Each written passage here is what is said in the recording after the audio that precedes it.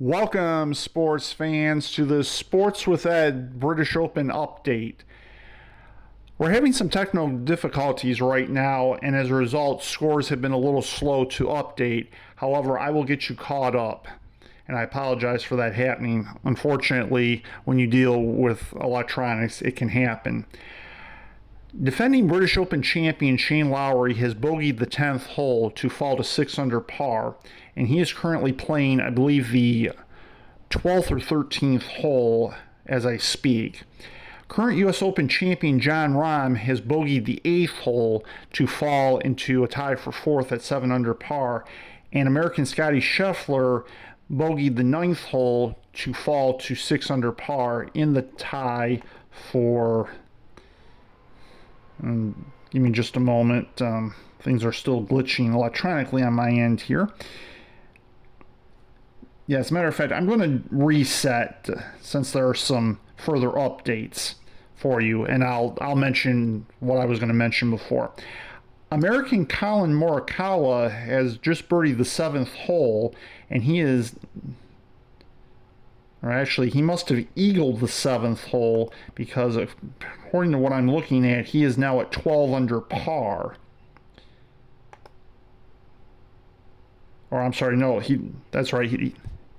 He birdied the he birdied the 7th hole to get to 12 under par, and then Louis Oosthuizen has bogeyed the 7th hole to fall 2 strokes behind now at 10 under par. They're both playing the 8th hole. American Jordan Spieth is still 1 stroke back of second at 9 under par, and he is currently playing the 9th hole. Brooks Koepka is at 8 under par in a group of 4 players at that score. However, he is in the clubhouse having shot a bogey-free 65. Currently tied with him are Scottish golfer Robert McIntyre, who has birdied now the last 2 holes, and he's playing the 14th.